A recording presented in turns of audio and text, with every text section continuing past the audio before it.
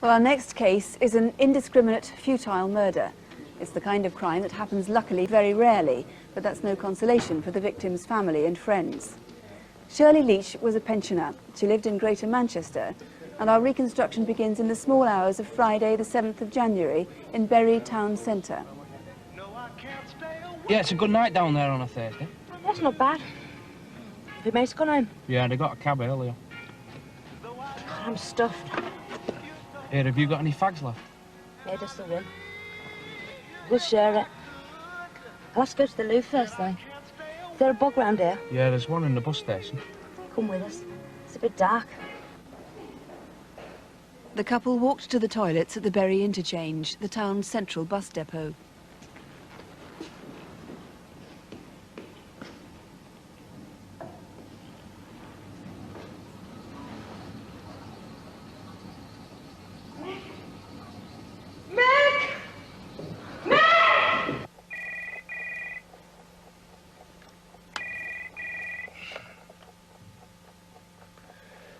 Hello?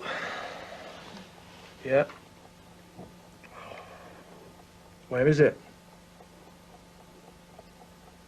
Yeah, OK, I'll be right over. OK, John, what we've got? Looks like a bad one. There's a female in the toilet. She's aged between... Well, our first priority was to preserve the scene of the crime. We needed to protect the forensic material which was inside there, so we had to make sure it was as secure as possible. I always try to keep a distance emotionally from these sort of things.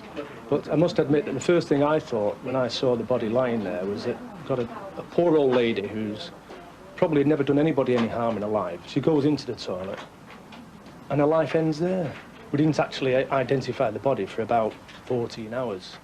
It was then that we discovered she was an old-age pensioner from Bury. Her name was Shirley Leach.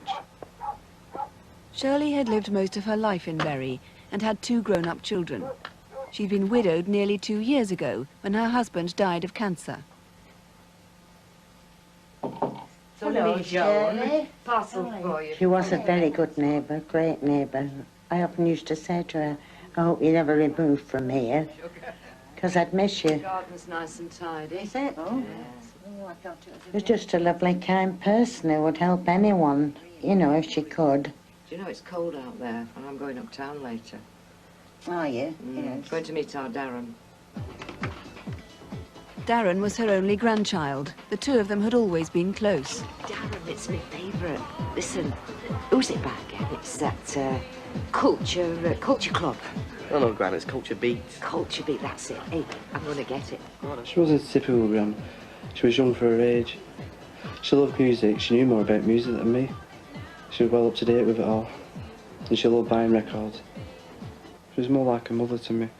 We used to have a laugh together and spend plenty of time together. We could go out and have a good laugh, have a joke. Last time I saw her on 6th of January, when we went to visit my mother in hospital, and we decided to go to the pub. Shirley's journey home meant taking 2 bus rides, and she and Darren decided to warm up with a drink before setting off. Thanks, love. Yeah? Oh, that's all right. put it in your pocket. Cheers, Gran. Yeah, she used to look after me. If I was short of money, she used to help me out a bit. Oh, before I forget, here you are. Got something for you. With my mum being in hospital, she bought me a few things. It's only milk and lemons. Hey, we better drink up if we're going to catch our bus. It's getting off the 9 already, isn't it? It is.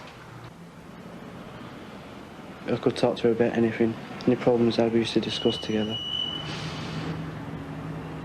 We caught the 9 o'clock bus together. I got off at my usual stop, and that was the last time I saw her go. Shirley's bus carried on towards the interchange. Around the same time, a local man, Gary O'Neill, was arriving at the interchange. I was just on my way home from work and I was just walking through the bus station towards the gents' toilets, and I saw a man standing outside. It was quite unusual for anyone to be stood there at that time of night. He was late 40s, early 50s.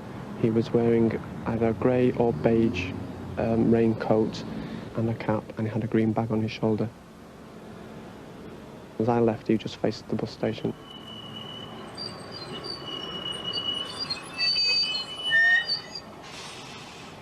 It was about 9:10 when Shirley got to the interchange.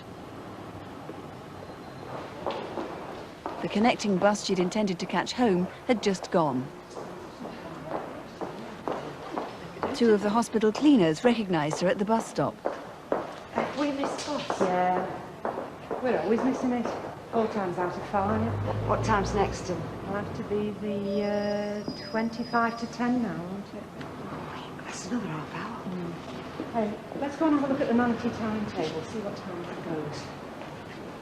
Shirley was obviously annoyed at missing the bus, and a few minutes later I saw her crossing the interchange. I wondered where she was going, and then I assumed she was going to the toilet, and that's the last time we saw Shirley. About 15 minutes later, some teenagers were chatting nearby.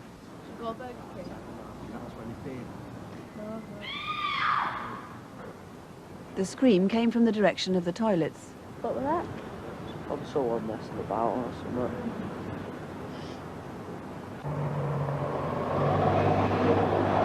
Oh, look, it's gone. At around the same time, these two sisters were on their way home after a game of bingo. We'd have caught that. I told you we shouldn't have played that last game. Am I going to get home now? Me and Joan were talking. She was worried she'd missed the bus. And I happened to glance to the ladies' toilets. I'm going to get home now, Oh, look, Joan, what's that man doing going in ladies? Oh, look, what's he doing now?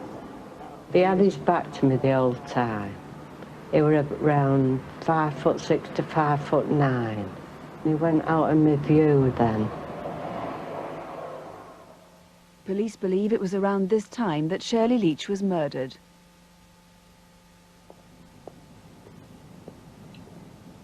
No one seems to have seen the man leave the interchange. We're obviously looking for somebody who is mentally disturbed. He needs to be caught very quickly. He needs medical help. The particular worry we have is that this was a horrendous crime to commit. She was butchered, she was sexually assaulted, and I just thought, what's the world coming to? Well, Mr. Maskew, that was such a tragic case. Shirley used to make that journey every night for 2 weeks to visit her daughter in hospital, and that was the first time she'd ever missed her connecting bus. That's right. It was the first time she'd ever missed a bus, but even if it had happened on other occasions, quite often she'd been accompanied by other members of the family when she'd made that journey. So if that had happened on other nights, it would not have made any difference. It was the first time she was on her own as well. Indeed, yes. What sort of person do you think could have done this? Clearly a very dangerous individual. If anything, Shirley was a little bit more timid than the actress portrays it in the reconstruction, and certainly she was smaller in build. She was clearly a vulnerable victim, who I think was selected for that particular purpose. 3 people altogether have described the man we saw there in the film loitering at the Bury interchange. Do you think all those 3 people actually are describing the same man? Certainly the descriptions are very similar, the one exception being about the top coat that he's seen when he's first seen outside the gents' toilets. That anorak with the drawstring is not visible on the other 2 sightings, but nevertheless the remaining description is so similar that I think it could well be the same man. Although obviously I can't exclude the possibility there may be more than one. The last sighting, in terms of time, was at about 10:10 that Thursday night, wasn't it? That's right, that's at 10:10, and it's a young girl who's waiting at a bus queue when she sees the man walking across the interchange, and he is in fact leaving the interchange at that point onto Angolan Way. He's holding to his face a white tissue or a white handkerchief, which is blood-stained, and he could well have been bleeding from the face. What precisely is the description you have now of this man? It's a compilation from the 3 witnesses, and he's aged between 40 and 50 years of age, 5'7" to 5 feet 8 inches tall, and certainly on the night of the murder he was wearing a sports coat or suit-type jacket, a flat cap, or as a hairstyle which creates that impression. Any indication at all for you where he might have come from? Now that's a difficult one. It's a busy bus station where the incident occurred, and it's also the Metrolink for the tram services in Manchester. He could in fact have come from anywhere in the country. How are you hoping that viewers tonight might be able to help? Hoping by someone who may recognise the man from the description and the reconstruction. It may be someone they know, particularly females. It may be someone that they feel uncomfortable in his presence. He meets the criteria in terms of age and height, and it may be some other thing that means that they're connecting with this incident. And if that's the case, I would ask that they please contact. And of course anybody else who may have seen the man answering that description on that night. Anyone else with any information whatsoever. It's such a dreadful crime as this that I really do appeal to people, if they've got any information, to make contact with me. Mr Musgrave, thank you very much. And just to remind you, we're talking about the evening of Thursday, the 6th of January at the Bury Interchange bus terminal. If you can help, please call us here in the studio. This is the number here, 0500 600 600, or you can ring the incident room direct, and that number is 061 856 8383. That's 061 for Manchester, 856 8383.